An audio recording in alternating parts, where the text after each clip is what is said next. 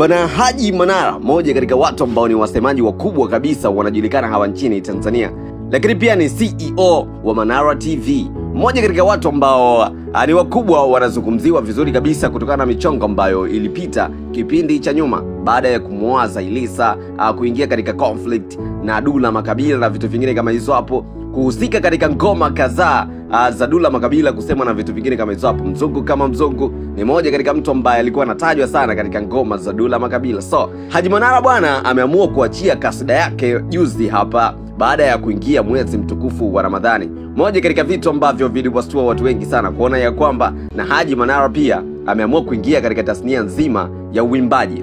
Moja katika ngoma ambayo ni kubwa sana, moja katika ngoma ambayo imetembea lakini pia imepokelewa vizuri kabisa na waumini wa dini ya Kiislamu kuingia katika mfungo huu wa mwezi mtukufu wa Ramadhani. Haji Manara aliweza kupokea comment ndefu nyingi sana kwa watu maarufu kama Diamond Platnumz, alikuwepo Lava Bite, alikuwepo Rayvanny na watu wengine wengi ambao walikuja kudondosha comment zao kuhusu the way ambavyo aliingia katika upande wa kasda na vitu vingine kama hizo hapo. Diamond Platnumz alikuja kucomment kupitia kasda ama project ambayo alikuja kuifanya Haji Manara ya kuimba kasda na kufanya kitu ambacho kilikuwa ni kizuri katika upande wa dini, akisema ya kwamba waue Mzee Buga. Moja katika comment ambayo ilikuwa na reaction nyingi sana, kwa sababu watu wengi walikuja kushuka pale chini kuonesha ya kwamba kile kitu ambacho ameweza kukicomment Diamond Platnumz kilikuwa ni kikubwa zaidi, akimpa hamasa Mzee Buga kama tunavyomtambua Haji Manara kama Bugatti na vitu vingine kama hizo hapo, kuonesha ya kwamba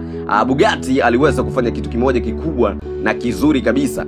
Lakini pia Lava alikuja kucomment pale chini akisema ya kwamba namnam vita. Haji Manara aliweza kummention Haji Manara pale kwenye comment akisema ya kwamba namnam vita, akionyesha ya kwamba ni kitu kizuri ambacho aliweza kukifanya Haji Manara kupitia kasda ambayo ameweza kuitoa kipindi cha hapa nyuma kuingia katika mwezi mtukufu wa Ramadhani. Lakini pia Rayvanny Chui aliweza kucomment akisema ya kwamba mashallah Maalim Buga.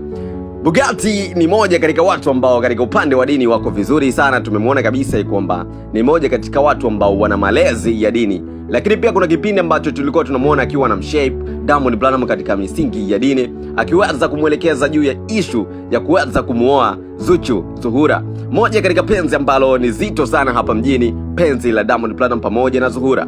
Moja katika watu ambao wanatakiwa kuingia katika ndoa muda so mwingi, waliahidi kuingia katika ndoa wakati wanaoandaa mwezi mtukufu wa Ramadhani, lakini kwa sasa tupo katika mfungo, lakini hakuna kitu kingine chochote ambacho kiliweza kuendelea.